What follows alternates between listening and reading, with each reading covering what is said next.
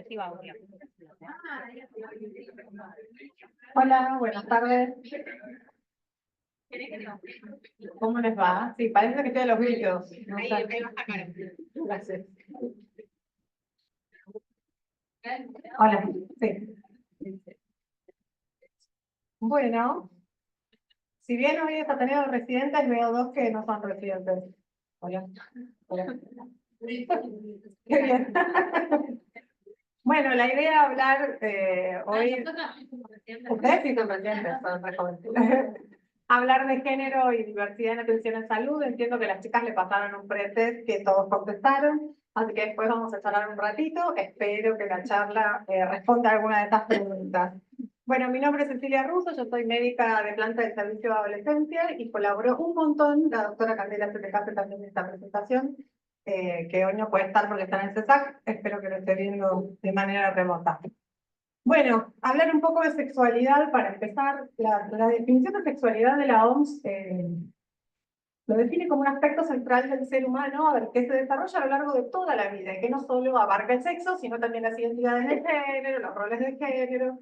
Y como todos nos podemos imaginar, la sexualidad está influida por un montón de aspectos. Imagínense que no fue lo mismo la sexualidad de Madonna que la de María Antonieta, ¿no? Hay algo del contexto histórico, político, religioso, de dónde nos...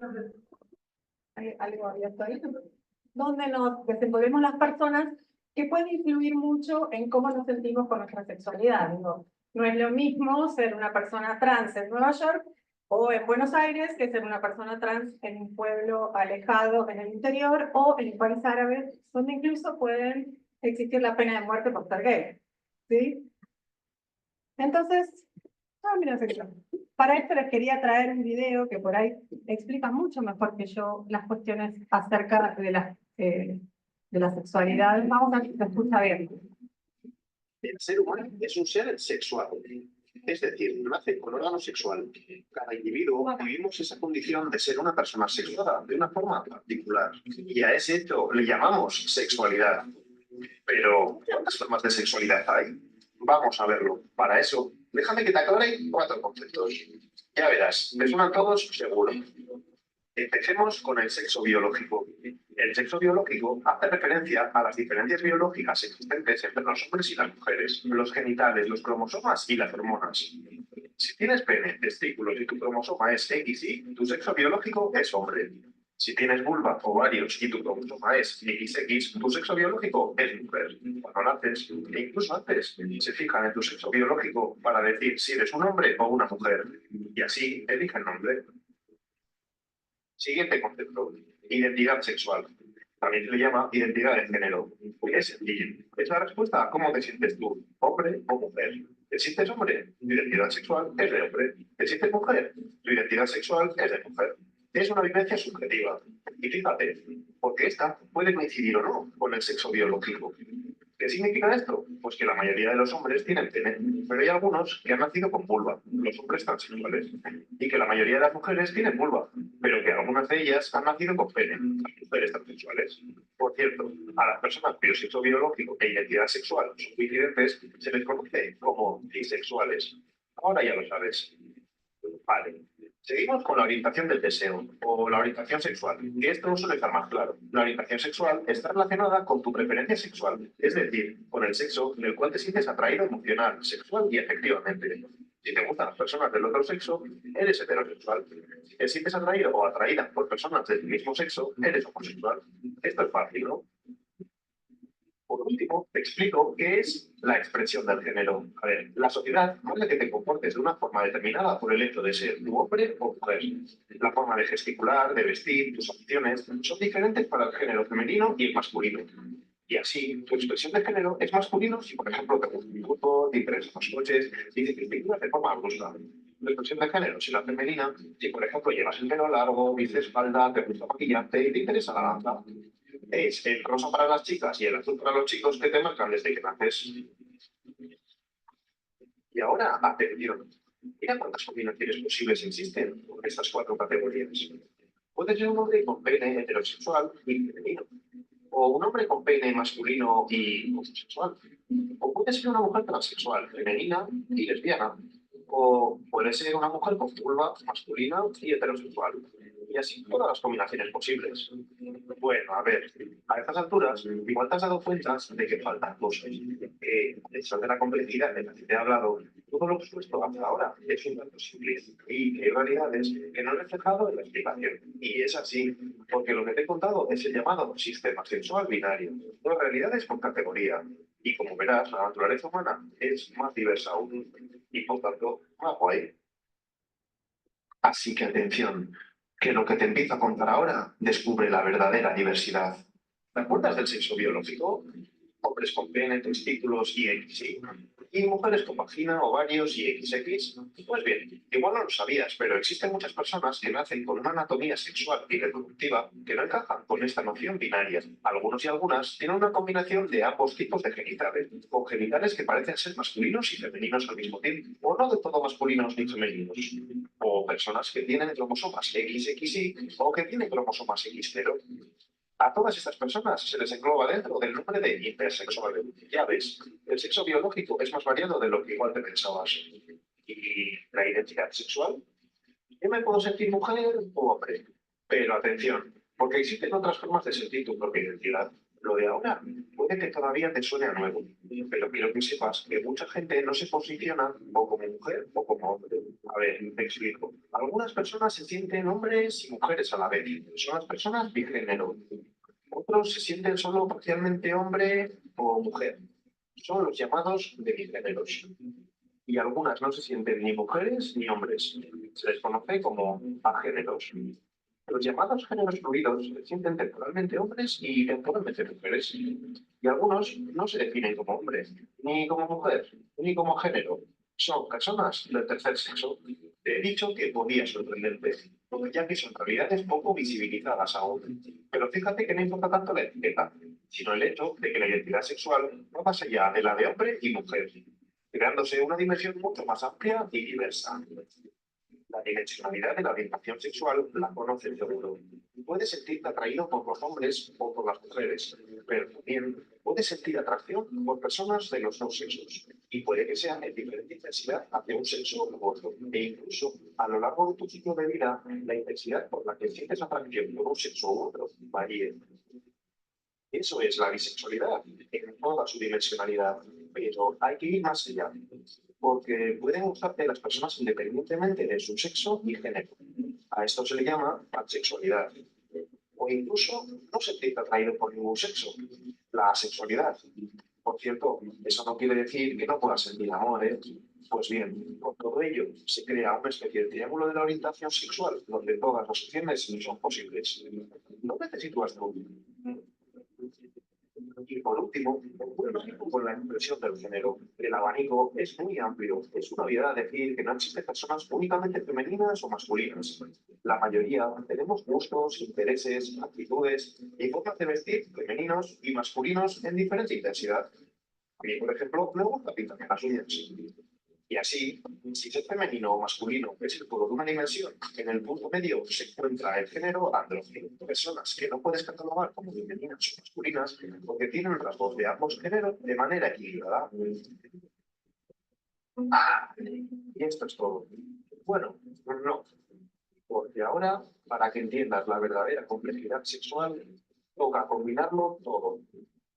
Cada una de las formas del sexo biológico, identidad sexual, orientación sexual y expresión de género en multidimensionalidad se combinan creando una rica diversidad sexual. ¿Te acuerdas de la pregunta del principio? En el mundo somos más de 7.000 millones de personas. Y ahora sí podemos decir que la sexualidad de cada uno de nosotros es diferente. Hay, por tanto, una sexualidad por persona. Más de 7.000 millones de sexualidades.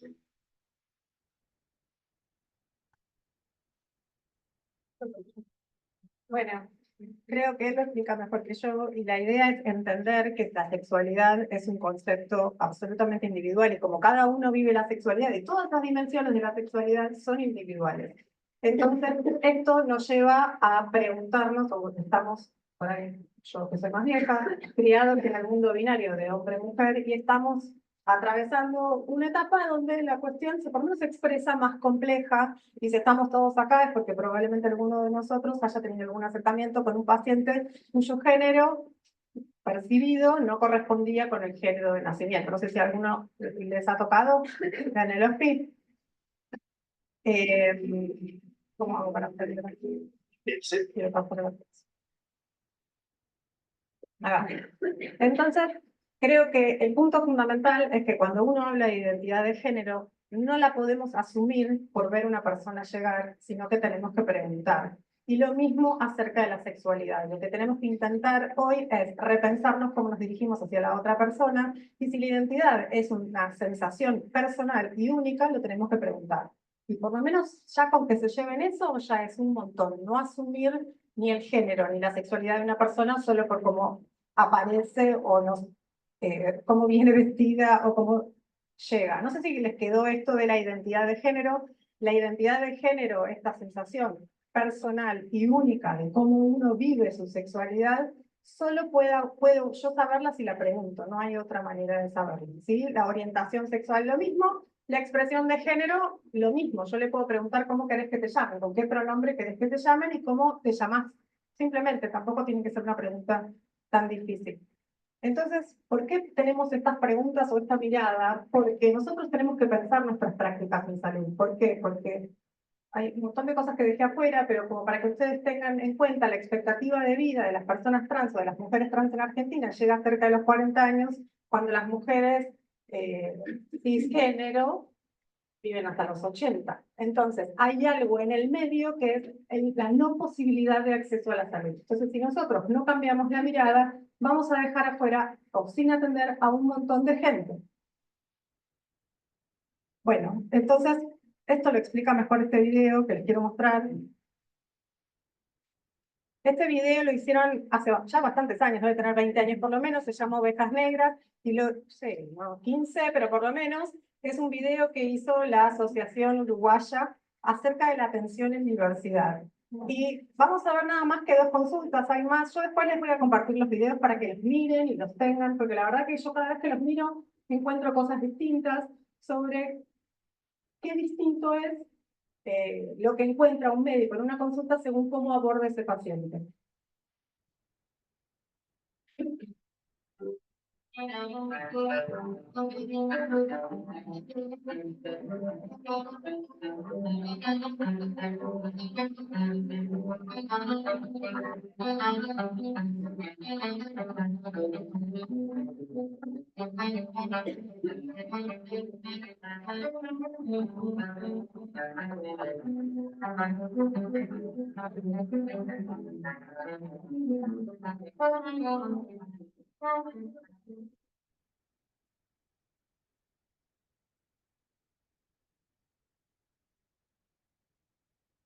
Alejandra Pérez.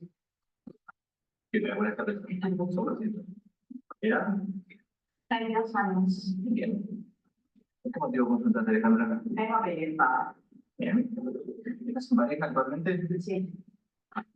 ¿Y qué método anticonceptivo usas? Ninguna. ¿Tenés hijos? Sí. ¿De qué edades? Uno de 2 años y otro de 8. Bien. ¿Cuál fue la fecha de tu última menstruación? Ayer. Ayer me vino. Bien. ¿Pero generalmente tenés ciclos regulares? Sí. Bueno. No te vamos a poder revisar porque es menstruando, ¿sí? Lo que sí te voy a hacer es la receta para el PAP, porque ya hace más de 2 años que no lo hacemos, ¿no? Lo que también voy a hacer es, te voy a dar una receta para las pastillas anticonceptivas, que son las que dan acá en farmacia, ¿ah? Y si no, lo que puedes hacer también ahí es pedir preservativos, ¿sí? Bueno, a ver, te quiero decir por el trasero.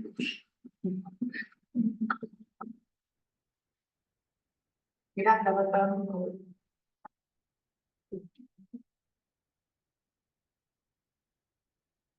Pérez.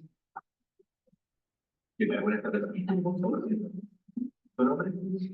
Alejandra, Alejandra. ¿Qué edad tenés, Alejandra? 32 años. Bueno, ¿por qué motivo consultas? Vengo a pedir paga. Bien. ¿Mantienes relaciones actualmente? Sí. ¿Estás soltera, en pareja, común de parejas? Pareja. En pareja. ¿Con un hombre o con una mujer? Con una mujer. ¿Y tus parejas anteriores fueron siempre mujeres? Salía antes con varones, pero ahora salgo con mujeres. ¿Vivís actualmente con tu pareja? Sí, ¿Sí? ¿Tienen hijos? sí. ¿Son tuyos, de tu pareja o adoptivos? Son adoptivos, los adoptamos juntas. Mira, ¿y qué edad tienen? 2 y 8. 2 y 8. ¿Alguna vez estuviste embarazada, Alejandra? No, Bien. Bueno, venías por el PAP, decime, ¿te habías hecho uno anteriormente? no. En realidad yo nunca vi al ginecólogo.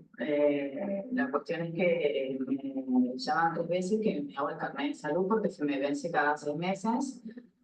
Por eso de que me tengo que hacer el PAP y el tema que me duela. E incluso mi pareja tampoco se ha hecho nunca el PAP. Bueno, no te preocupes, yo te doy la orden para el PAP.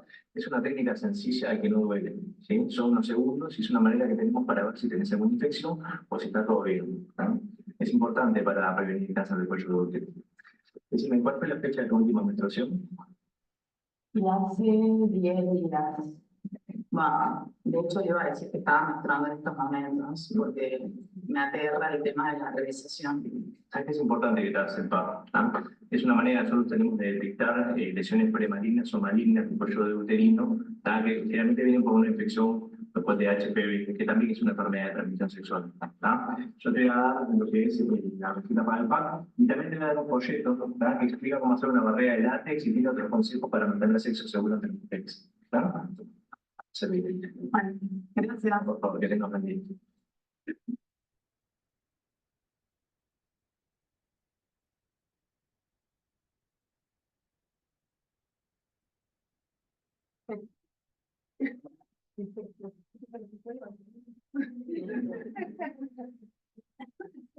Bueno, ahí lo que muestra son las diferencias de lo que encuentra el médico según cómo aborda la consulta, me parece que es bastante claro. ¿Se colgó el video o sigue? Hay otro video que me parecía interesante mostrarles, que sí, Claro. lo que sigue. Así, pasa que a las uruguayas. La ansiedad que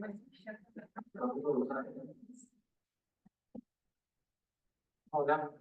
Hola. Toma asiento, por favor.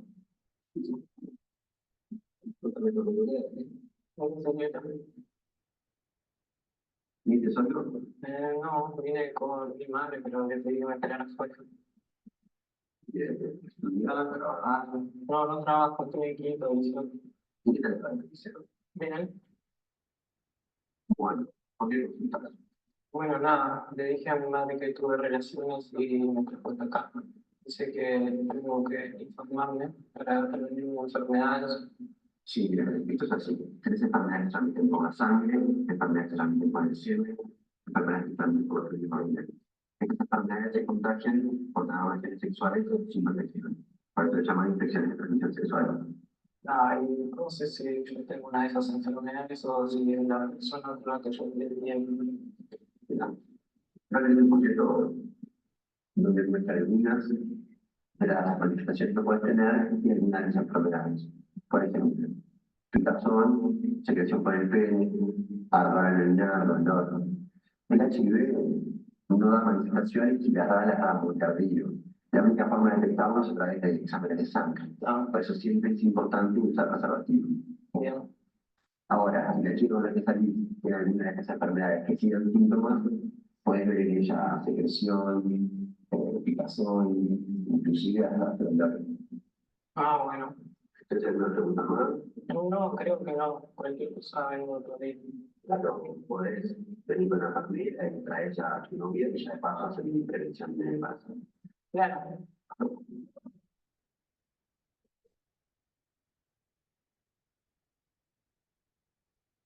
Hola. Hola. Hola, Buca.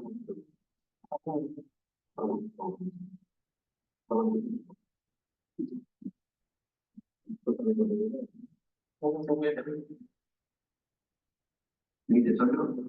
No, vine con mi madre, pero le pedí que me esperara afuera. Estudiar, trabajar. No, no trabajo, estoy aquí en producción. ¿Y qué tal para el liceo? Bien. Bueno, ¿por qué consultas? Bueno, nada, le dije a mi madre que tuve relaciones y me trajo hasta acá. Dice que tengo que informarme para prevenir enfermedades.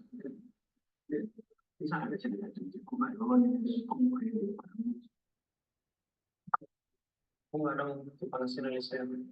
dicen que te gustan los varones, mujeres, no, De los hombres. son, no sé, la gay. Sí. No, no viene, no. Estoy con alguien, pero no mucha gente sabe, ¿no? Solo sabe uno de mis hermanos y mis amigos.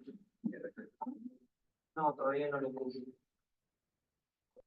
Quiera, vamos a seguir viendo y la comunidad sigue las cosas y hasta poder seguir son interesantes. No, eso. Pero vos tenés alguna pregunta para preguntar. Bueno, todo el mundo cree que los gays tienen los riesgos de tener VIH y yo quería saber si eso era así de verdad. Mira, eso es así. Si no usas protección, no solo tenés riesgo de tener HIV, sino otro tipo de enfermedades de transmisión sexual, como justamente la hepatitis, sífilis, gonorrea. En las prácticas sexuales, la más riesgosa es la penetración anal si la haces sin protección. Pero no quiere decir que porque seas gay vas a tener más riesgo de tener enfermedades de transmisión sexual. La hepatitis también se transmite por el sexo, ¿no sabía eso? Sí, la hepatitis A y la B, las dos son enfermedades de transmisión sexual. La hepatitis A se contagia a través del contacto anal-oral y la hepatitis B a través de la sangre y el semen. Doctora, seguramente ya esté vacunado con la hepatitis B, pero la hepatitis A se incorporó recientemente. Si vas a tener relaciones anales orales, sería bueno que te vacunaras. Si tenés el médico, puedes vacunarte en el ambulatorio, no hay problema. Muchas gracias, lo voy a hacer. Pero otra cosa, ¿y cómo sé si el chico que me gusta tiene alguna enfermedad? ¿Hay manera de darme cuenta? Tengo un proyecto que muestra las enfermedades y algunas de las síntomas que puede tener tanto vos o tu compañero.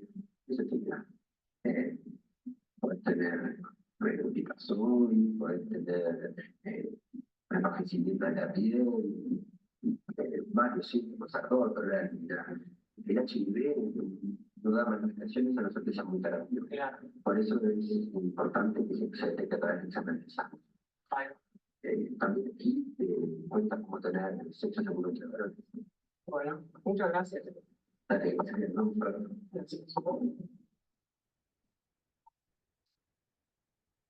Bueno, bastante clara la diferencia, ¿no es cierto? Ustedes se preguntarán qué tiene que ver esto con la pediatría, pero bueno, nosotros atendemos a adolescentes y son pacientes que ya empiezan como a ejercer su sexualidad o son sexualmente muchos activos. Y muchas veces tenemos este momento en la consulta donde nos quedamos solos con el paciente y preguntamos acerca de cuestiones de su salud y aparte acerca de cuestiones de su sexualidad. Si se fijan, el momento de preguntar, el médico llama por el apellido, las veces en donde la consulta es mejor, simplemente llama por el apellido. Muchas veces les va a pasar que tengan una lista de pacientes. Van a tener una lista de pacientes por qué llamar. Si no conocen al paciente, la recomendación es que siempre llamen por apellido. Cuando es Fernández y tengan 50, bueno, ahí ven cómo se las arreglan. Pero hasta que no conozcan al paciente, esta pregunta que hace, ¿cómo te llamo? ¿Cómo te llamas? Cómo aborda las preguntas de sexualidad de una manera absolutamente natural. No prejuzguen la cis heteronormatividad, digamos, de las personas. No saben su orientación de género, no saben cómo desean ser llamadas. Entonces le preguntan, Fernández, ¿cómo te llamo? ¿Cómo te llamas? Punto, no hace falta más que eso, y ya con eso pueden hacer una consulta mucho más amplia que se llama a Juan Fernández o Juan Pérez. ¿Se entiende eso? Nuestra ley de identidad de género en Argentina, o sea, el marco legal en el que elaboramos es obviamente las leyes que nos regulan. En el 2012 se promulgó la ley de identidad de género, que es la 26.743, que se rige con los principios de Yogyakarta, que es un lugar en Indonesia donde se juntó un montón de gente a pensar sobre los derechos sexuales en la humanidad y se proclamó la posibilidad de esta vivencia interna, como se llama, de la identidad de género como derecho humano y poder vivir la sexualidad como derecho humano. O sea, una parte de los derechos humanos es poder ejercer nuestra sexualidad plenamente y poder ejercer o poder llegar a la plenitud de nuestros derechos independientemente tanto de nuestra identidad de género, de nuestra orientación sexual, nuestra expresión de género. Entonces, cuando la Argentina adscribe a los tratados de derechos internacionales, adscribe a este tratado, entonces toma cuerpo como si fuera de nuestra Constitución. Ese es el principio rector que rige todas las leyes. Basándose en ese principio rector es que se escribe la Ley de Identidad de Género. Es una ley muy innovadora a nivel mundial y en el 2021 hay un decreto que amplía, vieron que la Ley de Identidad de Género lo que dice es que según mi identidad autopercibida yo puedo decir si soy hombre y mujer y hacer el cambio registral sin mediar otra cosa más que yo vaya y pida cambiar mi documento. En el decreto del 2021 se amplía la posibilidad de elegir género femenino, masculino o no binario. ¿Sí? Juro que no pongo más videos, pero sí les quiero mostrar algunos datos, porque en Argentina tenemos un censo en el 2022, es la primera vez que se pregunta la identidad de género de las personas, y lo que se recabó es que el 0.4% de la población, que son 196.956, no se siente identificado ni como hombre o como mujer, perdón, sí, como hombre o como mujer, sino no se siente identificado con el género asignado a nacer. Y si ampliamos un poquito más los datos, nosotros trabajamos obviamente con chicos menores de 18 años, hasta los 17 años el 0.4% de la población no se identifica con el sexo registrado al nacer. Y si vamos un poquito más allá, en Ciudad de Buenos Aires, si se fijan, para una población de 3 millones de personas, tenemos varones trans, acá, mujer trans o travesti, 23.000 personas, en Gran Buenos Aires. En Ciudad Autónoma son 4.178 contra 6.998 varones trans, o sea, hay más varones trans que mujeres trans, por lo menos en Ciudad Autónoma de Buenos Aires, y no binarios son casi igual la población de mujeres trans que de no binarios, 5.400 personas. En cuanto al Gran Buenos Aires, porque nosotros como en el hospital también recibimos personas que vienen del Gran Buenos Aires, si ustedes se fijan en los 24 partidos del Gran Buenos Aires, hay 14.000 mujeres trans y 18.000 varones trans. Si bien hay preponderancia de los varones trans, no tanta como en Ciudad de Buenos Aires, y 8.000 no binarios. Esto es para posicionarnos un poco en la población que atendemos. Es bastante, si se fijan en cuanto a cómo van cortando las edades, esto es de 0 a 17 años, de 18 a 29, se mantiene bastante constante la proporción de mujeres y varones trans a lo largo de las edades, mucho menor en mayores de 45 años, por esto que hablábamos de la expectativa de vida también. No nos quiero volver locos. En el año ya 2021 nos empezamos a juntar distintos servicios del hospital e hicimos un equipo de atención integral de adolescentes trans, travestis y no binarios, que funciona en el hospital, creo que desde el 2021, estábamos en pandemia cuando empezamos. Lo empezamos a hacer dada la gran demanda que teníamos en el servicio de adolescencia, incluso también en endocrinología, de personas que nos consultaban por cuestiones de su identidad de género o para acceder a tratamientos de hormonización. Estamos la gente de adolescencia, de endocrinología, de salud mental, de urología, de fono, la ginecóloga nuestra, cirujanos plásticos y también la gente de farmacia, que muy mal yo, que me olvidé de anotar.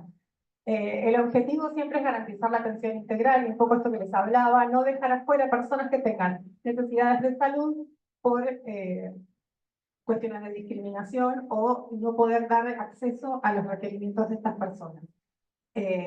Y asegurar esto que les decía, la terapia hormonal o las intervenciones quirúrgicas que se nombran como técnicas de afirmación del género autopercibido y se reconocen en la Ley de Identidad de Género como un derecho de las personas vivir acorde al género autopercibido y acceder, no sé por qué no sé, acceder a todas las prácticas que eso, que la persona necesite, no se nombra paciente, cuando están enfermos, que la persona necesite para acceder a la afirmación sexogenérica. Y por otro lado, brindar un espacio de acompañamiento, que muchas veces es simplemente charlar con nosotros en el consultorio, un acompañamiento psicológico, tanto a estas personas como a sus familias. Otra cosa que pasaba ahí en el video, no me parece menor, es la información. ¿Por qué? Porque muchas veces estas personas no acceden a la información médica en el sentido de científicamente comprobada, y muchas veces el acceso a la información es a través de redes, de TikTok, y no siempre las intervenciones que hacen son saludables. Bueno, un poquito lo que recabamos nosotros desde enero de 2023 hasta acá, porque ahí empezamos como a contar los pacientes para tener una idea de quién en qué estábamos. Consultaron 26 personas con cuestiones de identidad de género, de las cuales el 80% fueron varones trans. La verdad que nosotros tenemos muchísima más preponderancia de consultas en varones trans que mujeres trans o no binarias, un 7% mujeres trans y un 11% no binario. No sabemos por qué es eso, se nos abre la pregunta. Eso le iba a decir, o sea, fueron, digamos, creciendo esas personas como mujeres de alguna manera, y nosotros también tenemos en nuestro servicio mucha más representación de consultas de mujeres que de varones. Algo de eso podría estar pasando. Es una pregunta porque cuando vimos los números, la diferencia no era 80-20. ¿Por qué cosas nos consultan? ¿O qué cosas son las que encontramos en la consulta? Lo primero que le quiero decir es que la gran mayoría de las veces los pacientes no vienen a decirnos, vengo a consultar porque quiero ser varón. No es así. La consulta, la gran mayoría simplemente viene por el control de salud, por el acto físico, porque está angustiado, porque se cortó, porque un montón de otras cosas, y cuando nos quedamos a solas y tenemos una entrevista con mayor profundidad, podemos llegar a estas cuestiones que si no de otra manera nos pasan como por alto. La gran mayoría, les dije, 80% son varones trans, entonces lo que más vimos es el desconfort o las ganas de no menstruar, el desconfort de las mamas, o sea, las cuestiones que tienen que ver con la representación de la identidad femenina, el disconfort con la voz, el disconfort con los genitales, mucho menos con el vello y con la contextura. En cuanto a lo que nosotros hacemos, muchas veces, yo no me voy a meter en la parte endocrinológica porque la semana que viene van a venir la gente de endocrino a hablar, simplemente les ofrecemos el frenar la menstruación, no como inhibir el eje, sino no menstruar más. Una sola persona se colocó un SIU, tenemos varios que usaron métodos anticonceptivos, digamos, o medicación hormonal simplemente para frenar la menstruación, y con eso solo alcanzó para disminuir la angustia o esta sensación de malestar frente a la menstruación. En cuanto a la hormonización, digamos, a personas que acceden a la hormonización para afirmación de género, nosotros tuvimos 26 personas. Si se fijan la diferencia entre las mujeres trans, ninguna de las dos está hormonizada. Los no binarios, había un paciente hormonizado, porque era no binario. De los varones trans, 5 empezaron la hormonización y 11 no pidieron hormonización. Yo, para que ustedes les quede como este concepto, que las personas no siempre lo que nos vienen a buscar es para hacer la hormonización de afirmación de género, sino muchas veces simplemente con disminuir algunas cosas que le molestan, como la menstruación, eso simplemente alcanza. ¿De dónde sacamos todas estas cosas? Bueno, hay 2 guías, que es la atención integral de personas trans, travestis y no binarias, que publicó el ex Ministerio de Salud, que espero que siga online por mucho tiempo más. Una fue en el 2020, y después creo que fue el del año pasado, donde se publicó como un anexo también del Ministerio de Salud, como el anterior. Pero la idea es leer esto, por eso se dice en clave de derechos humanos, porque la idea es acercar a estas personas al sistema de salud y no alejarlas, y por ahora adecuarnos a la atención al marco legal vigente. Digo por ahora porque los tiempos cambian. La Ley de Identidad de Género del 2002, que les decía, que toma como el principio los principios de Yogyakarta, lo que habla es que el reconocer la identidad de género de una persona es un derecho humano. Entonces, no escapa. Humano significa desde que naces hasta que te morís. Ser menor de edad no hace que uno no acceda a ese derecho. ¿A qué me refiero con esto? Nosotros trabajamos en el servicio de adolescencia, pero si ustedes, un pibe de 5 años, viene y le dice, soy Juan, aunque en el documento diga que es María, es Juan, porque es así como se autopercibe y como se nombra. Y por eso hablamos de derecho humano, por eso hablamos de trato digno. El trato digno se refiere a esto, de tratar a todas las personas de la misma manera, y que ni la discapacidad ni ser menores de edad sea una limitación para eso. Por otro lado, habla de el libre desarrollo de su persona. ¿A qué se refiere esto? ¿Qué hace un niño todos los días? Va a la escuela. Entonces, que en la escuela también lo traten por su nombre autopercibido, ¿no es cierto? O va al club y quiere jugar al fútbol. Bueno, que lo dejen jugar al fútbol de acuerdo al equipo con el que, no de Boca River, sino si se siente varón, bueno, que juegue al fútbol con los varones. ¿Se entiende? Entonces, de todas esas cosas nos vamos a ocupar o acompañar a la persona para ver cómo se está sintiendo. Eso es más o menos lo que nosotros hacemos cuando hacemos lo que nosotros llamamos el enfoque biopsicosocial de la salud o el aspecto de la salud integral, es no solo focalizar en cuestiones de médicas en el sentido de enfermedades, sino de entender cómo se siente una persona en su contexto. Y con estas personas que tienen cuestiones en su identidad de género, hacemos lo mismo. Tenemos una mirada ampliada de salud y no pensamos solo en su cuerpo, todo lo que vimos al principio, de qué es lo que es la identidad de género, el sexo biológico. Eso queda para otro momento, pero no podemos descuidar ni la salud física ni cómo se siente en la sociedad.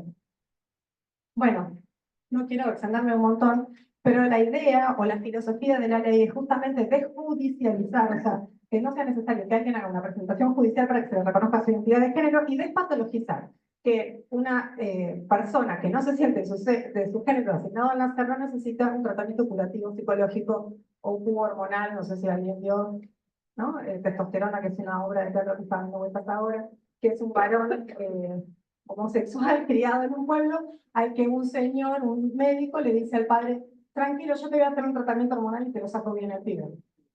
Entonces, esas cosas pasaron en la historia y vienen pasando durante muchos años, y es eso a lo que apunta la ley, que eso no debe suceder nunca más. Y por otro lado, debe ser un trámite administrativo, por eso no judicial, poder cambiar el documento y todos los registros, partida de nacimiento, carnet de la obra social, pasaporte, que digan el género con el que nació, cambiarlo al género autopercibido. Por otro lado, habla de que las personas tienen derecho a acceder a todas estas prácticas simplemente con un consentimiento informado. Y bueno, de vuelta, que esto está centrado en el paradigma de derechos humanos. No quiero repetir 150 veces lo mismo, así que paso. Les decía que el cambio registral, que es el cambio de DNI, es simplemente un trámite, y lo que les quiero mostrar, que esto es importante porque entiendo que generó como mucha duda en cuanto al pretest que habían hecho, que parte de lo que dice la ley es que uno debe respetar la identidad de género, aunque el paciente no haya hecho el cambio de DNI. Eso es, cualquier persona que viene y dice que se llama, dice, yo vengo y te digo, me llamo Mario, me tienes que llamar Mario, y cambiar la manera en la que le asignamos el turno y la manera en la que lo registramos en la historia clínica, tanto público como privado. Acá hay un video para que vean, R2 y R3, ¿hay? ¿En niños sanos usan sigeos? Bueno, este es un video de cómo cambiar tanto el nombre autopercibido en sigeos. Se los paso igual, después se los podemos compartir para que vean que es simplemente un trámite administrativo. Ustedes ingresan al paciente donde dice documento, ahí cargan documento y les va a abrir, bueno, esta es una residente también nuestra que hizo el trámite, donde dice datos, arriba a la izquierda, ahí pueden editar el nombre autopercibido. Mario. Y ya está. Eso es todo lo que hay que hacer. Y a partir de ese momento, con ese documento, va a aparecer el nombre autopercibido. Si se fijan, no sé cómo puedo hacer para volver, se vuelvo a pasar. Van a ver que cuando ustedes ponen el nombre autopercibido, el nombre que estaba en el documento les va a aparecer entre paréntesis la inicial. Ahí, ¿ven? M de Mario, que era Mayra, la inicial del nombre del documento. ¿Sí? Pero eso es simplemente lo que tienen que hacer, no es algo difícil, y al paciente le allana mucho la violencia de tener que presentarse con un documento que diga Juana y llamándose, no sé, Jonathan, ¿sí? Por otro lado, lo que les decía, que esto de poder acceder a las intervenciones quirúrgicas o los tratamientos hormonales, lo único que pide la ley es un consentimiento informado. ¿A qué se refiere esto? Que en otros lugares, en otros países, te piden una evaluación psicológica o que vivas durante tantos años con el género autopercibido para después acceder a las cirugías o los tratamientos hormonales. Esto no es así en nuestra legislación.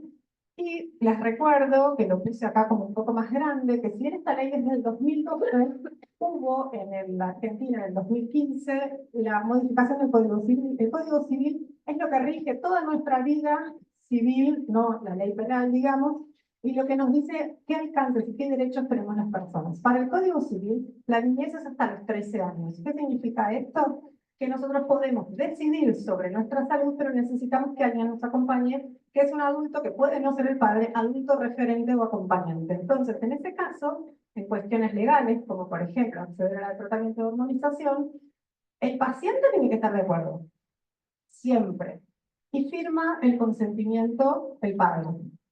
Entre los 13 y los 16 años, si no corre riesgo su vida o su salud, que en el caso de los tratamientos hormonales no corre riesgo su salud, firma la persona que va a acceder a los tratamientos y lo mismo lo acompaña un adulto. Pero en este caso firma entre los 13 y los 16 la persona que va a acceder al tratamiento. Y en mayores de 16, para lo que es el Código Civil argentino, son absolutamente adultos y autónomos en sus decisiones acerca de su salud.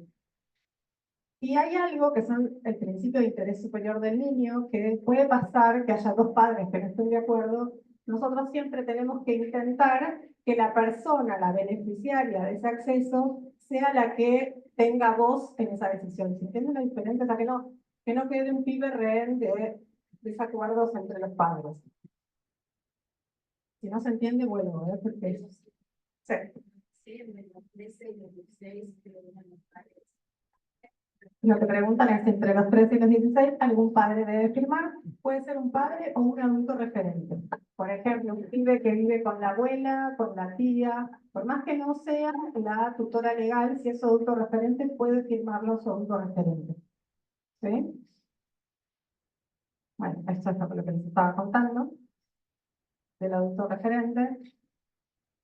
Hay una nueva publicación que salió el año pasado, o el anterior, yo ya me pierdo un poco los años, pero habla de recomendaciones para la atención integral de salud, niñeces, adolescencias trans, travestis y no binarias, y habla cómo orientar las intervenciones con la filosofía que veníamos hablando, que es para mejorar las condiciones de salud de las personas y enfocar todos los aspectos biopsicosociales. Entonces, se basa, digamos, en el principio de la ley que habla de trato digno, que es lo mismo que venimos diciendo, que tenemos que preguntar el nombre cuando llega el paciente, preguntar el pronombre con qué se identifica, y respetar el nombre y el género autopercibido de las personas cuando los vamos a entrevistar. Lo que nosotros les contábamos es que nosotros hacemos siempre una entrevista solas con el paciente, y la idea es que el intercambio con una persona trans, travesti o no binaria sea amplio, o sea, ¿por qué venís? ¿Qué te trae por acá? ¿Qué necesitas saber? Y no dirigir la consulta a esto que les contaba, o la hormonización, o no sé qué prejuicios uno tiene cuando se sienta ante una persona con una cuestión de identidad de género. Porque puede ser que solamente le duele la garganta. Y nuestra misión en ese momento es abordar el dolor de garganta. No tenemos nada que hacer con sus cuestiones de identidad de género. ¿Se entiende? No podemos limitar su atención en salud por cuestiones de curiosidad, querer indagar sobre cosas que no nos importan, no nos interesan. Y por supuesto, no presuponer la sexualidad. Me parece que el video en eso es muy explicativo, de ser amplios en la manera de preguntar. Esto yo te les dije, les queríamos contar un caso. Nosotros vimos el año pasado una paciente que se presenta como Abril, en ese momento tenía 11 años y 11 meses, no. Estaba casi a punto de cumplir los 12, por eso venía al servicio de adolescencia. En realidad consulta primero el servicio de endocrinología porque no quería menstruar y eso la tenía muy angustiada. Estaba muy angustiada por menstruar. Ella quería seguir, digo ella, porque en su momento ella se llamaba Abril, quería seguir llamándose Abril y usar pronombres femeninos, pero no podía pensar en menstruar y era algo que es una chica chiquita, la angustiaba mucho y no podía dar más cuenta que su angustia por el cambio corporal. En la casa desde chica le decían oso, con lo cual ella se sentía bien con eso, yo le dije oso, y con ese nombre se sentía bien. En el colegio se seguía llamando Abril, estaba en sexto grado en ese momento, pasando a la secundaria, digamos, terminando sexto grado, porque estaba en esta provincia. Esta chica tenía TANA 3-4 de mamas, bello pubiano 3, estaba haciendo, o había hecho hace poquito el tipo de angustia pubial, o sea, que estaba a punto de menstruar, tenía una edad de 12 años, entonces con esta clínica de mucha angustia, hicimos una consulta en conjunto con la licenciada, para entender un poco más qué era lo que la angustiaba tanto. Era una paciente que no podía dar mucha cuenta de lo que la angustiaba, solo podía decir que no quería menstruar. Con lo cual lo que le dijimos es, mira, podemos frenar la menstruación, existe una medicación, la triptorelina, que lo que hace es como retroceder en algunas cuestiones puberales, como el tropismo de las mamas, con esto no vas a menstruar, y dejamos abierto el espacio de que si había algo que la angustiara y que quería charlar, estábamos como disponibles para eso. En ese momento se hicieron laboratorios e inició con el bloqueo puberal con triptorelina. Vale decir que en ese momento, por la ley que tenemos, que es que el 100% de cobertura para todo lo que son los tratamientos de hormonización, recibíamos la medicación a través del Ministerio de Salud. Hoy el Ministerio de Salud de Nación ya no está comprando más esa medicación, veremos cómo la seguimos recibiendo. Parece que el Ministerio de Ciudad la va a comprar. Vamos a ver qué sucede, porque es un tratamiento muy costoso. Algo que quiero nombrar con esto es que las vulnerabilidades de las niñeces y adolescencias trans, travestis y no binarias son muy altas. Esto que yo les contaba de la menor expectativa de vida tiene que ver siempre, muchas veces, con muerte violenta, con ejercer la prostitución, con no poder insertarse en el sistema laboral. Entonces, nosotros como médicos tenemos que entender que ese es un paciente que tiene, por lo menos, vulnerabilidades o intentar descubrir cuáles son esas vulnerabilidades como para acompañarlo. Las dos vulnerabilidades más frecuentes son la violencia o negligencia en la familia y el acoso escolar. Esto está reportado por un trabajo que se llama Capicúa de Diversidad, que está publicado en 2015, y lo que habla es que esto muchas veces sucede en lo que se llama la salida del closet, que es un poco lo que veíamos bien, lo que el médico le decía, si vos querés yo hablo con tu familia, nos vamos a seguir viendo, esto de acompañar al paciente en este proceso, porque sabemos que es el momento donde pueden existir como mayor violencia o situaciones de hostilidad social. Y la idea es el acompañamiento y respetar los tiempos de las personas. O sea, una persona con 12 años no le vamos a decir, bueno, ¿querés hormonizarte con testosterona? Entonces, se entiende de ir esperando y respetando el tiempo de las personas. Antes, el artista antes llamado como Abril, nuestro paciente que se llamaba Abril, viene 6 meses más tarde. En realidad la madre nos escribe porque ve a Abril muy angustiado, lo trae, la verdad que es otro paciente, estaba muy introvertido, estaba muy triste, dice que hace 15 días no paraba de llorar, no comía, lloraba un montón, le costaba dormir, había pasado a secundaria. A todo esto, la madre y el padre la nombraban en femenino, el paciente se lo veía con su expresión de género muy masculino, con la capucha, muy para adentro. Le pedimos a los padres que salgan, nos quedamos solas con el paciente, ¿cómo te llamo? Directamente. Yo que me llamo Marcos, me dijo que se llamaba Marcos, están todos los nombres cambiados, por eso me cuesta. Me dijo que se llamaba Marcos, que quería usar pronombres masculinos, y que desde que empezó el secundario se cortó el pelo, empezó a usar ropa masculina, a usar pronombres masculinos, a pedir que lo llamaran en masculino en el colegio, y se peleó con su mejor amigo, que le empezó a decir que era gay, que era travesti, justo, perdón, pero es lo que refiere el paciente, o sea, todas cosas muy violentas. Hacía 15 días su mejor amigo le había dejado de hablar y eso le había desencadenado una angustia terrible, había bajado como 1 kilo de peso, se salteaba un montón de comidas, no podía comer. Y en ese momento, por supuesto, gracias a Dios, lo evaluó salud mental, que lo encontró de la misma manera. La intervención fue mandar un informe al colegio y pedir que por favor accionaran sobre el bullying, porque este chico estaba sufriendo bullying, y pedirle a los padres que lo acompañaran, que entendieran que este era un proceso muy angustiante para él, bueno, que lo acompañaran en las comidas, que estuvieran presentes en el momento de comer, que no lo dejaran solo. A todo esto, Marcos sigue con la triptorelina, ahora tiene 12 años y 6 meses. Entonces, esto me trae a qué cosas nosotros preguntamos acerca de esta salud que les decía, biopsicosocial. Podemos preguntar a partir de cuándo siente esta discordancia de género, cómo se viste o con qué ropas le gustan usar, Se hizo la transición social en la escuela, en la familia. La clásica es que el abuelo le dice, yo no te pienso llamar de esa manera, o los padres, o los tíos.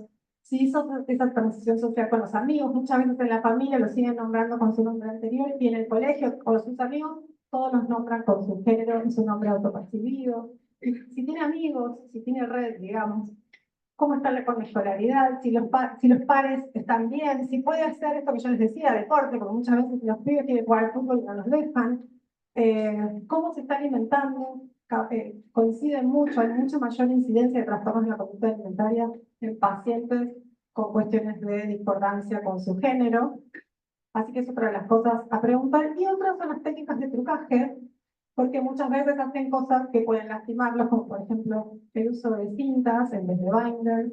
Entonces hay que preguntar como activamente acerca de esto. Otra cosa a preguntar es su sexualidad, porque muchas veces nos olvidamos, por eso tenemos enfrente a nuestro varón trans que tiene relaciones sexuales con un varón cis y puede quedar embarazada, con lo cual hay que intervenir también sobre la prevención de embarazo y ITS. Entonces, necesitan mucho tiempo, muchas veces en la consulta, como para abarcar todos estos aspectos, o más visitas, como para ir acompañando a ese paciente con todas las preguntas que probablemente vayan surgiendo. Siempre hay que preguntar antecedentes personales, porque no nos podemos olvidar que es una persona que tiene un cuerpo, digo, más allá de lo que le esté pasando con su género, digo, puede tener patología de base. 3 de los 26 pacientes que tenemos, uno tiene hipoacusia, 2 tienen cuestiones de déficit cognitivo, o sea, no podemos olvidarnos que hay otras cosas detrás. Lo mismo con el contexto social, eso ya te lo dije, ¿no? De preguntar sobre ITS, pero hay algunas cosas que por ahí tenemos que pensar, que las mujeres trans, que son las que menos acceden a los tratamientos médicos, de alguna manera, por muchos años las mujeres trans tomaban solas anticonceptivos antes de la ley de identidad de género, y usted poder acceder a los tratamientos hormonales, con lo cual no debe preguntar activamente si están empezando a tomar alguna medicación que vieron en TikTok, que le recomendaron en alguna red por ahí. Asesorar sobre ITS, porque incluso una mujer trans puede estar en pareja con una mujer cis, y sobre métodos anticonceptivos si corresponde. En cuanto a los varones trans, es un tema cuando van a la ginecóloga, por ejemplo. Entonces, llamar una ginecóloga a Marcos a veces es un problema, pero tenemos que empezar a pensar que tienen necesidades en salud que muchas veces nos cuestionan. Bueno, uno de los pacientes, un varón trans, se puso el SIU. Otra de las cosas que vimos es el PAP, que ustedes vieron que a veces es difícil en personas trans, incluso cuando usan tratamientos de hormonización, porque puede ser doloroso por la sequedad vaginal, la colocación del espéculo. Les quería contar otro caso, que a veces los casos son más ilustrativos de que les cuente toda esta perorata. Llegó un paciente que cuando le preguntamos a Adam, porque nosotros siempre preguntamos o dirigimos la consulta al adolescente, Adam, ¿por qué viniste? No sabe. La madre lo que refiere es que viene para saber cómo seguir con el tratamiento del hijo. Adam estaba en tratamiento psicológico y psiquiátrico por su obra social, porque le habían hecho diagnóstico hace muchos años de Tourette, y los terapeutas le dijeron que como estaba transicionando hacia varón, no lo podían acompañar porque no sabían de acompañar pacientes en transición. Este pibe le habían diagnosticado síndrome de Tourette a los 8 años porque tenía déficit de control, muy mal control de los impulsos, tics fónicos, tics en la cara. Entonces en ese momento hizo un certificado de discapacidad y empezó seguimiento multidisciplinario con psiquiatra, neurólogo, tenía TO, tenía psicopedagoga a través de la obra social. En el 2018, por un episodio de agresividad, como que la quiere amenazar a una docente con una tijera en el colegio, inicia tratamiento con risperidona, aparte del tratamiento psicológico que venía haciendo, y en el 2023 empezó a manifestar mucho desagrado con su cuerpo femenino, empezó a contarle a la familia que quería transicionar hacia varón, empezó a autolesionarse en la escuela, tenía todas cicatrices de autolesionarse con las uñas, todo el cuello, la nuca, las manos. O sea, es un paciente que estaba sufriente, de alguna manera. En marzo del 2024, Adam se va a bañar y cuando sale de bañarse llora porque no quiere verse el cuerpo, y la madre lo encuentra porque se quería ahorcar con el cordón del pantalón. En ese momento la psiquiatra y la psicóloga que lo atendían decidieron no internarlo, sino seguirlo ambulatoriamente, pero que era hasta ahí, que no lo iban a seguir más, porque como estaba transicionando hacia varón, no lo iban a seguir. No, Paca, este paciente consulta después de esto acá para ver si nosotros lo podíamos atender. En ese momento se había quedado sin tratamiento psicológico y psiquiátrico un paciente grave que realmente lo requería porque estaba transicionando. Yo creo que lo que nos tenemos que llevar es a esto apunta la ley. Una persona no se puede quedar sin tratamiento, sin la necesidad de tratamiento, con la angustia que tenía este paciente solo porque transiciona. Sigue siendo una persona y tenemos la obligación de atenderlo. Este chico, Adam, desde los 10 años se sentía que su identidad de género era diferente a su sexo asignado al nacer. A partir de los 11 se percibe varón trans, empezó a vestirse de varón, empezó a llamarse Adam en el colegio, no hizo el cambio de documento, con lo cual todas las recetas y todo lo que se hace a través de la obra social es con su nombre femenino, pero su socialización es muy mala, le cuesta tener amigos, no sale del aula, no sale del aula en los recreos, no come adelante de gente. Si bien en el colegio le permiten ir al baño de varones, le da vergüenza, entonces no toma ni come durante todo el día, las 8 horas que está en el colegio, para ir al baño.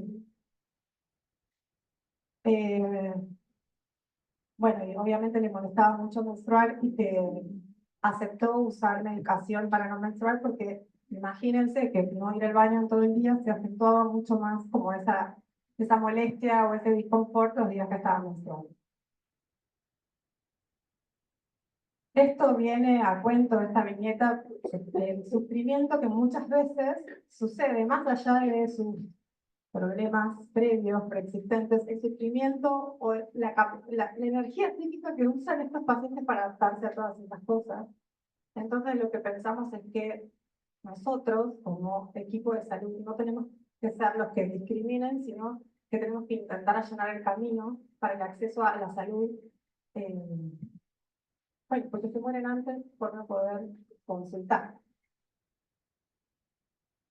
Les quería mostrar una charla TED de una activista trans que se llama Manu Mireles, que me parece que él habla mejor que yo, como siempre, estas cosas. Dura 10 minutos, sé que ustedes se tienen que ir a comer, así que intento pasar, pero que habla mucho acerca de lo que es la trayectoria de una persona trans en este mundo. 8 años y estaba en mi escuela en Caracas. La maestra nos pidió que dibujemos un árbol y a mí me encantaba dibujar. Lo hice con el tronco mostaza, las ramas de colores y las hojas violetas. Los árboles no son así. No son que son marrón y verde. Fue lo que me dijo la maestra. Luego me hizo pasar el frente de la clase y me pidió que le mostrara a todo el grupo mi dibujo. Y les preguntó si los árboles eran como yo los había dibujado. Por supuesto, lo que consiguió fue un gran no y una carcajada. Esa es la primera vez que recuerdo que se me cerró la garganta. Para que aprendiera la lección, me pidió que escribiera una hoja completa con mi nombre. Después de un rato, le entregué una hoja con cientos de manos. Tu nombre es Manuel. Tenés que prestar más atención porque si no vas a ser un tonto. Manuel me lo puso mi madre, que un día me encontró maquillándome a escondidas y en medio de gritos y lágrimas me miró como si no me conociera, como si algo se hubiese roto, como si me hubiese borrado todo el amor. Ese día también se me sacó la garganta. Para algunas personas, los recuerdos de la infancia son hermosos. Para mí fue una época de muchos prejuicios que me hacían daño. Lo más frecuente era mirar para otro lado o el silencio cuando yo hacía algo que se salía de la norma. Así que crecí sintiéndome un error. Un día me hicieron pedir disculpas después de que me bajaron los pantalones en el patio del colegio para verificar lo que tenía entre las piernas. ¿Y sabes lo que me dijo el profesor? Esto es tu culpa, sos afeminado y tenés que aprender a vivir como un hombre. ¿Qué pasa cuando nos enseñan a sentir vergüenza de nuestra propia identidad, de nuestros gustos, de nuestra belleza, de quiénes somos? Con el tiempo comprendí que no se trata de quién me gusta, cómo me ven o cómo me comporto, sino se trata de quién soy. Hoy, el 50% de las personas trans es expulsada de su casa entre los 15 y los 18 años. Y eso para mí significa que lo primero que nos niegan es el amor. El 60% no pudo terminar sus estudios secundarios y el 95% jamás accedió a un empleo registral, quedando como única opción la prostitución o el trabajo sexual. Lo más aterrador es que nuestra esperanza de vida es de 40 años y muchas veces ni siquiera nos entierran con nuestro propio nombre. Todas mis amigas, maricas y trans de la infancia murieron por distintas razones antes de cumplir 25 años. Solo yo quedé viva. A veces sigo sintiendo que soy un error del sistema. Hace poco cumplí 45 años, nací y crecí en una villa en Venezuela, soy migrante hace 20 años y hoy vivo libremente con mi identidad, a pesar de que muchas veces sigo recibiendo.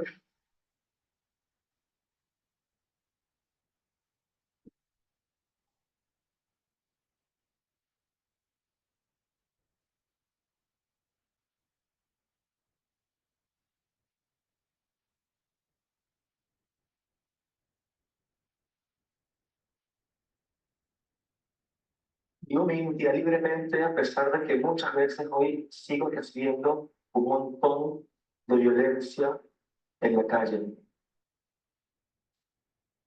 A veces me pregunto, ¿qué amenaza tanto a la sociedad de nuestra existencia? ¿Qué les amenaza tanto? Mírenme, mírennos, mirémonos. Hagamos el ejercicio de pensar por un rato por fuera de los casilleros en los formularios. ¿Qué les amenaza tanto? ¿Mis tacos, mi falda, mi barba, mi labial? ¿Cuál es el problema? ¿Por qué nos cuesta tanto? ¿Por qué les cuesta tanto vincularse con una persona cuando desafía las expectativas sociales? ¿Qué les pasa con esto? ¿Cuál es el problema? ¿Por qué tenemos tantos prejuicios? ¿Por qué se genera tanta violencia cuando una persona no se acomoda a las expectativas sociales? Y esto no es algo que afecta solamente a las personas trans o a las disidencias, pues que nunca les pasó no acomodarse a alguna expectativa social. Alguna persona puede decir que nunca le pasó esto. Cuando estaba por terminar el secundario y comenzaron a decir que todos los homosexuales se iban a morir de SIDA, comencé a formarme para dar talleres sobre salud sexual. Y comencé a tener un montón de información que me permitió comprenderme un poco más y comprender las cosas de otra forma. No existía Google en esa época. Y con esta información comencé a dar talleres a otros adolescentes y en esos espacios conseguimos la posibilidad de pensar y de conectar con un montón de cosas que no podíamos hablar en nuestras casas o en la escuela. Mi mamá siempre me dijo, la luz de una persona sirve sobre todo si es para iluminar el camino de otros. Muchas veces, cuando mi mamá tenía que ir a la universidad, no tenía con quién dejarme, me llevaba con ella, y ahí aprendí una forma diferente de enseñar y aprender. Algo que me inspiró a querer ser docente. Para garantizar una sociedad más justa y diversa, es necesario que las personas trans seamos protagonistas del sistema educativo.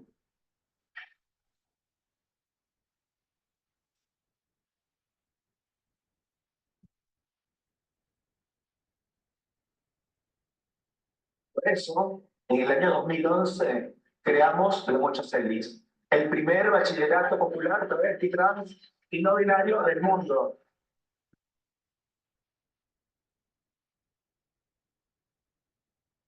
Una escuela que no es solo para personas trans, donde puede estudiar cualquier persona, donde todas las personas son respetadas y valoradas, y donde muchas veces las personas somos tratadas con ternura por primera vez en nuestra vida. La Mocha es un hogar, es un refugio, es un espacio donde celebramos las diferencias, donde podemos tener sueños y concretar esos sueños. Muchas personas hoy están terminando carreras profesionales en la universidad, estudiando abogacía, educación, carreras en salud. Muchas personas están trabajando en emprendimientos, en grandes empresas, ya dejaron la calle y están haciendo un montón de actividades. Tenemos un programa de alfabetización digital, un programa de empleo trans, un programa de escuela popular de género, una biblioteca popular, en definitiva. Eso que hace 12 años comenzó como una escuela, hoy es una organización referente en Argentina y en toda la región.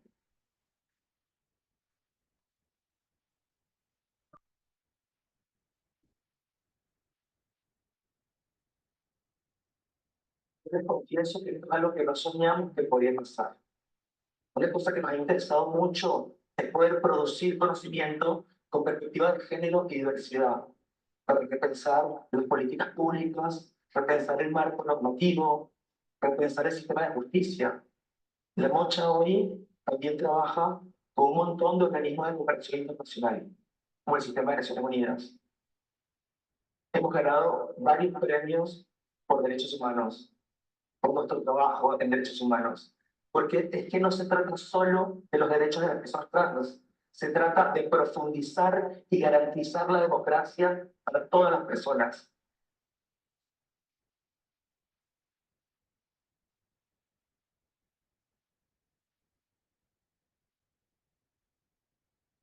No saben la cantidad de veces que nos dijeron, la Mocha me salvó la vida. Y yo también siento lo mismo, que mi comunidad, que la educación y que la Mocha Celis me salvaron la vida.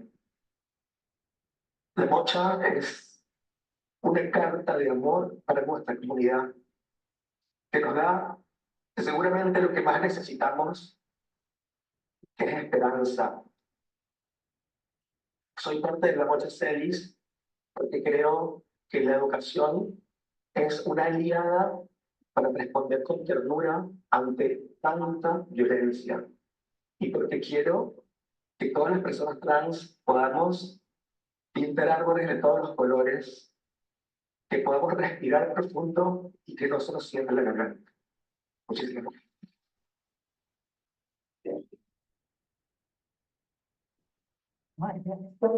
Bueno, lo que traje esta charla TED, más allá de que ella es un referente de los derechos y que se ha ganado muchos premios en educación, porque creo que nosotros como agentes de salud no tenemos que reproducir estas inequidades, sino tenemos que poder acercar la salud a todas las personas más allá de su identidad de género. Entonces, repensar cómo nos acercamos a las personas puede hacer que estas personas tengan el día de mañana otra expectativa de vida y otro acceso a la salud. Acá yo les traje Yo Nena, Yo Princesa, no sé si la vieron, es una película que explica muy claramente el contexto político y todas las cosas que vive una persona en su transicionar de género. Me parece que es una película muy, muy linda. Camila Zavillada, no sé si la conocen, es una escritora trans cordobesa, actriz, una que vale la pena leer, y esta novela Las Malas habla de lo que era la vida de las personas trans por ahí antes de esta ley. Y abajo les traje Sex Education, que tiene no sé cuántas temporadas, pero que hay muchas personas con cuestiones de identidad de género, y me parece que está como súper bien, muy bien abordado, y sobre todo que son adolescentes, así que por ahí está bueno escuchar las cosas que les pasan también a las personas alrededor de su sexualidad. Bueno, ¿Hay algo que me quieran preguntar? ¿Hay algo que no nombré, que me quedó en el tintero? ¿Tienen mucha hambre? Sí, bueno. Vayan a comer, saben dónde estamos, dónde vivimos en el servicio de adolescencia, así que cualquier cosa nos vienen a buscar. Por supuesto, esto es una construcción, estamos construyendo tanto este espacio como este aprendizaje, así que son todos, entonces, no me sale, chicos, el lenguaje inclusivo, soy muy mala para esto, pero están todos bienvenidos a que las cosas que nos necesiten preguntar las buscamos entre todos y nos acompañamos entre todos, siempre y cuando la filosofía sea abrazar, ampliar la mirada y acompañar a estas personas en esta transición. Bueno, gracias.